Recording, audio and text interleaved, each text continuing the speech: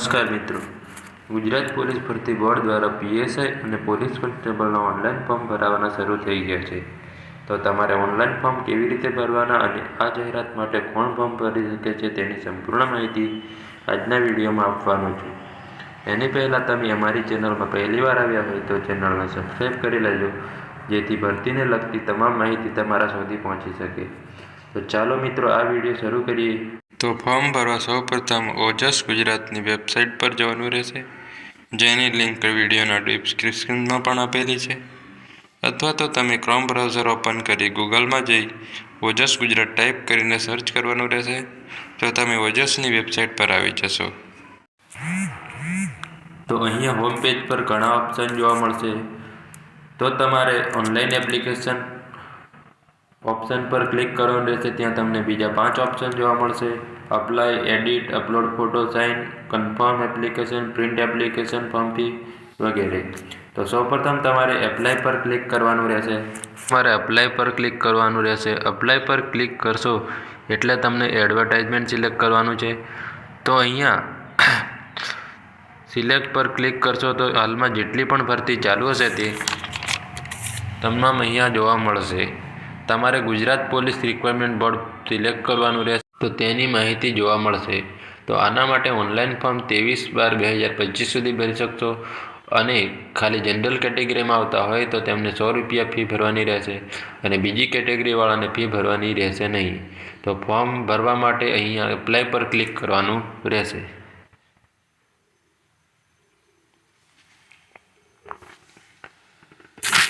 Apply પર click કરશો તો તમને અહીંયા બેઝિક માહિતી મળી જશે. ત્યારબાદ તમારે અપ્લાય નાવ પર ક્લિક કરવાનું રહેશે.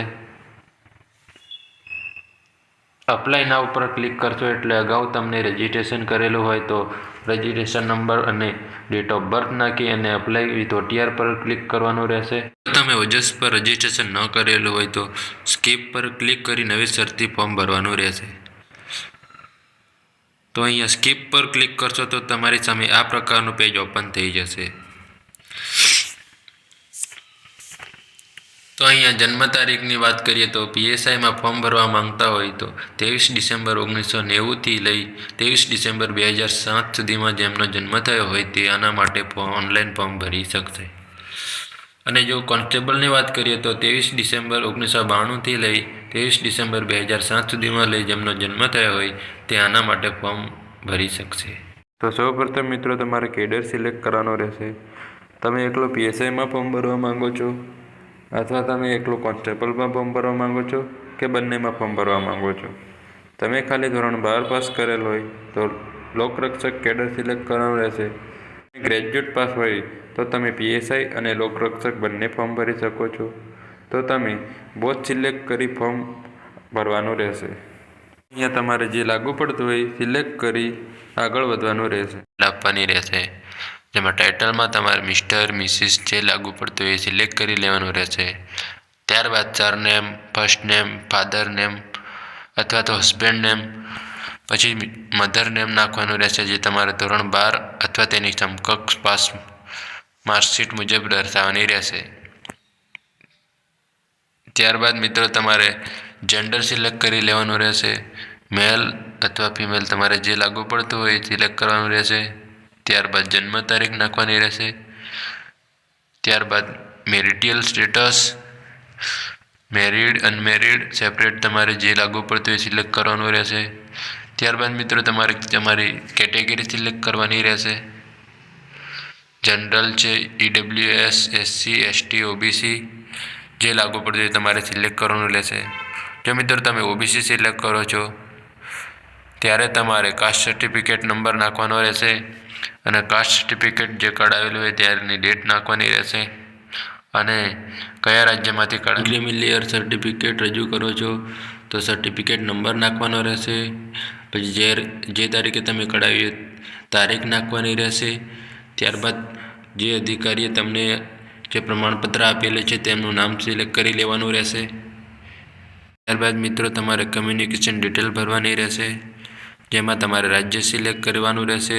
ત્યારબાદ જિલ્લો, તાલુકો અને પિનકોડ નાખવાનો રહેશે અને પરમનન્ટ એડ્રેસ પણ તમારે ભરવાનું રહેશે મિત્રો. બાદ તમારે મિત્રો મોબાઈલ નંબર, ઈમેલ જે પરમનન્ટ ચાલુ રાખવાનો હોય તે નાખવાનું રહેશે, કારણ કે ભરતીની તમામ માહિતી એ તમારા મોબાઈલ નંબર અને ઈમેલ એડ્રેસ પર આપવામાં આવતી હોય છે.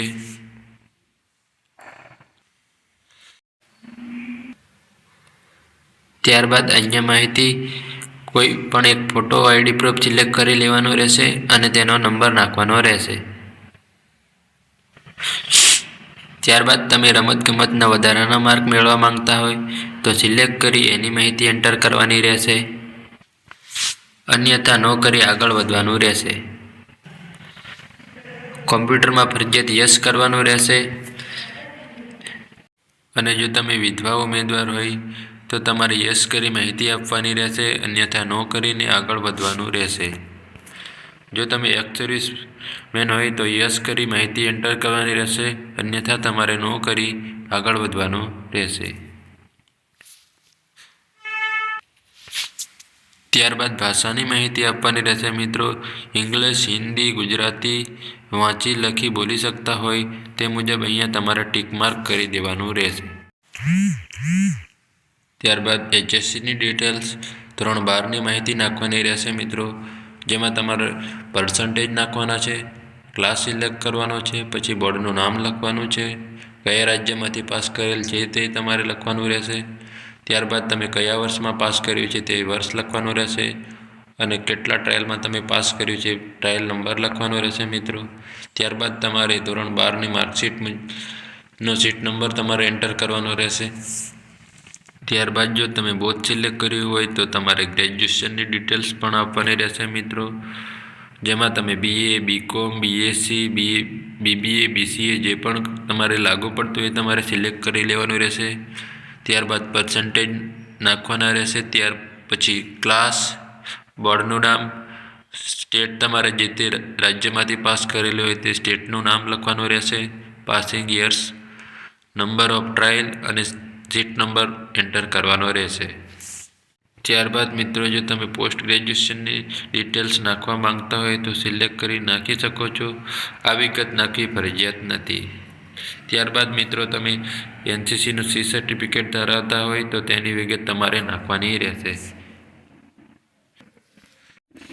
ત્યારબાદ બાહેંધરીમાં યસ પર ક્લિક કરીને સેવ બટન પર ક્લિક કરવાનું રહેશે. તમે સેવ બટન પર ક્લિક કરશો એટલે અહીંયા તમારી સામે અરજી નંબર આવી જશે, તો આનો સ્ક્રીનશોટ લઈ લેવાનો છે અને આ અરજી નંબરનો ઉપયોગ કરી તમારે ફોટો અને સાઇન અપલોડ કરવાની રહેશે. અથવા તો તમારે આગળની જે વિગત ભરી છે એમાં સુધારો કરવો હોય તો પણ આ નંબરનો ઉપયોગ કરીને તમે એડિટમાં જઈને સુધારો કરી શકો છો. તમે ઓનલાઈન અપ્લાયમાં જઈ અપલોડ ફોટો અને સિગ્નેચરમાં જઈ અને ફોટો અને સાઇન અપલોડ કરી શકો છો. સૌપ્રથમ તમારે એપ્લિકેશન નંબર નાખવાનો રહેશે, ત્યારબાદ જન્મ તારીખ તમારે નાખવાની રહેશે, ત્યારબાદ કેપ્ચા કોડ ભરી અને ઓકે પર ક્લિક કરવાનું રહેશે. જેવું તમે ઓકે પર ક્લિક કરશો એટલે તમારી સામે ફોટો અને સાઇન અપલોડ કરવા માટેનું પેજ ઓપન થઈ જશે. KB સાઇઝમાં કરવાનું રહેશે. જો 15 KB કરતાં વધારે સાઇઝ હશે તો તમે અપલોડ કરી શકશો નહીં. તો મિત્રો તમારે અહીંયા ફોટો અને સાઇન અપલોડ કરી લેવાનું રહેશે. ફોટો અને સિગ્નેચર અપલોડ થયા બાદ ફરી તમારે ઓનલાઈન એપ્લિકેશનમાં જવાનું રહેશે અને કન્ફર્મ પર ક્લિક કરવાનું રહેશે. કન્ફર્મ એપ્લિકેશન પર ક્લિક કર્યા બાદ તમને આ પ્રકારનું ઇન્ટરફેસ જોવા મળશે, જેમાં સૌથી પ્રથમ ઉપર એપ્લિકેશન નંબર નાખવાનો રહેશે, ત્યારબાદ નીચે જન્મ તારીખ નાખવાની રહેશે,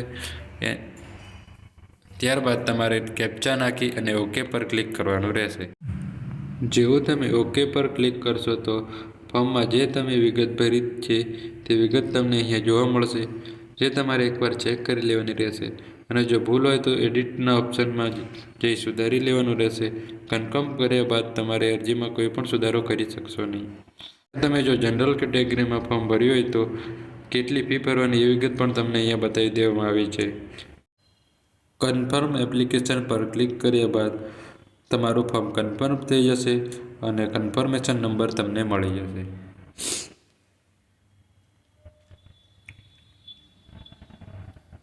ફરીથી ઓનલાઈન એપ્લિકેશનમાં જઈ પ્રિન્ટ એપ્લિકેશન ફોર્મ પર ક્લિક કરવાનું રહેશે.